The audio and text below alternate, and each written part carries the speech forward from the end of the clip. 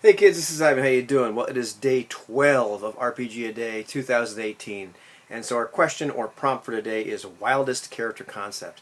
And it's kind of funny. Like, I like names with a twist, like I mentioned yesterday, but I tend to play really vanilla characters. Um, doesn't mean that they don't develop a personality over time, but usually I just kind of bring somebody to the table with a little bit of, here's my guy. He knows how to fight. He's a little melancholy, or maybe he's a little impulsive. Let's see who shows up over time. And, probably a part of that is just due to my old roots where, like, it was the 5 minute character creation, if that, and, like, of that 4 minutes and 30 seconds, we're thinking of a name. And, the characters and the lives were cheap. And so we didn't tend to put a lot of work into the character concept because we weren't even sure if they were going to live or not. And generally, the guy that lived, well, that became your guy, and the personality just kind of emerged, through play. So we didn't tend to bring really, complete concepts to the table. There's also a part though, like I'm not a huge fan of like the giant character concept with a 12-page backstory, or the dragonborn tiefling, half elf, half orc, dinosaur, ninja, necromancer, sorcerer, person, or the person with the blood oath, and I must complete this vengeance. That kind of stuff doesn't necessarily float my boat a lot of time at the time. And I'm being obviously a little bit over the top with those.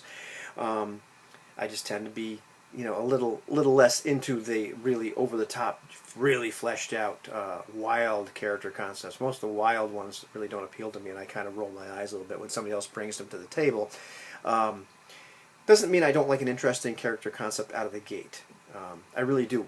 A lot of times I'm really impressed by the stuff that my friends, by other gamers will bring to the table. And they bring their character, and it's not like a huge, giant thing. It's just something. It's interesting. Like, man, I wonder why it's harder for me to think of that. I get a little bit jealous. And that's something that I'm still working on, kind of trying to bring a little bit more of a fleshed out concept. But I'm really starting to answer tomorrow's question, so I'm not going to do that anymore. I'll give you two runners up, and then I'll give you my final answer. But it's not going to take that long. But they're characters I really enjoyed, and to be honest, they're not that wild. At the end of the day. But first one is Jason ran Hollow Earth Expedition for a bunch of us. I've already mentioned this game once or twice. Last year, he ran it for Big Mike and for of Teff's Tavern, and for Anthony and myself. And so I created this character, Bruce Mulligan, and we were all World War I veterans. And so I created this character, and he was in Cairo. He's kind of holed up there, and he was just kind of a little bit nuts. And what I really kind of modeled him after a little bit was I think I just watched Red. So I modeled him after John Malkovich's kind of crazy character, and he was just a blast to play. Like the people in Cairo called him the musician because he carried around all these instrument cases. But he wasn't just content with the violin case with the Tommy gun. Like he had the French horn case. I think it was stuffed with dynamite and whatnot. And he had screws loose, and he was just a lot of fun to play. In fact, the three characters, Midnight and the Doctor, whose name I still can't remember, Big Mike's character, and Mulligan, they were a lot of fun to play, and every once in a while I think about that one shot and think, man, I'd love to see those three get together again and see what happens, or see what they would do in another thing, because that was just a fun dynamic that emerged really fast during a one shot. But I'm digressing into why I don't like one shots. So let's go back to the second character that was a lot of fun, and it was a wild concept, so to speak, was a character I played like last minute. It was during Aethercon 6, and Anthony ran a game of Leagues of Gothic Horror called Death Wears Thy Sting. And I'm a big fan of Handel's Messiah, so I have that song running through my head the whole time while we're playing it.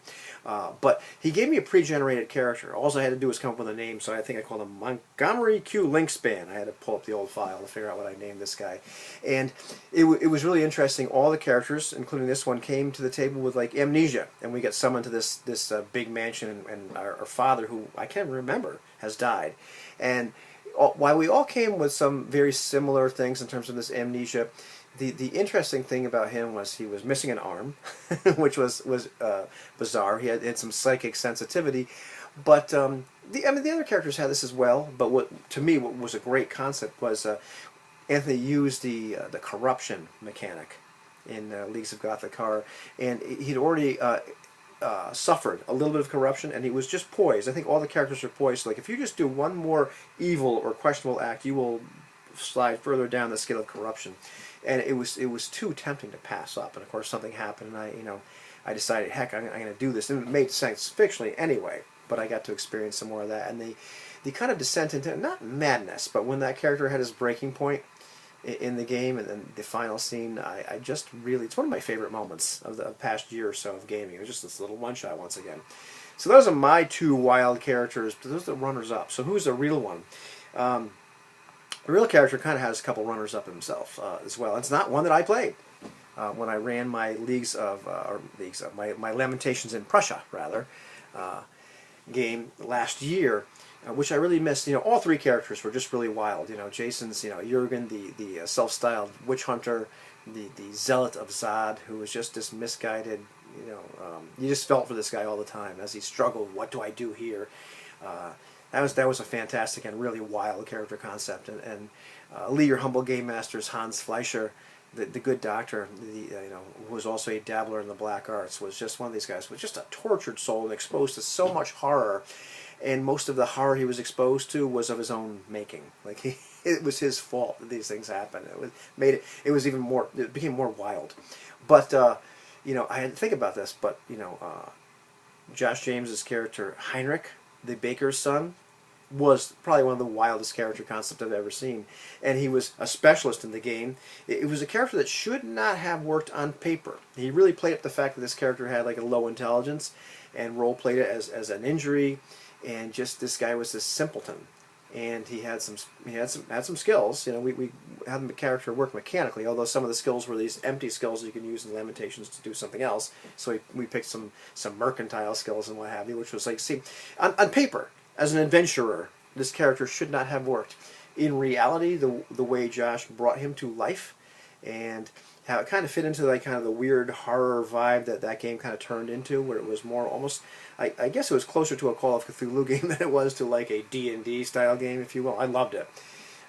That character was just fantastic. It was just wild. And the fact that at some point there were some consequences brought into play where I introduced this complication for him, where sometimes his personality would vacillate between being his old intelligent self pre-accident or his dumb self, or sometimes would include the personalities of his parents or of some otherworldly entity. I kind of let Josh run with that, and Josh ran with it really well, so it just augmented that already wild character concept.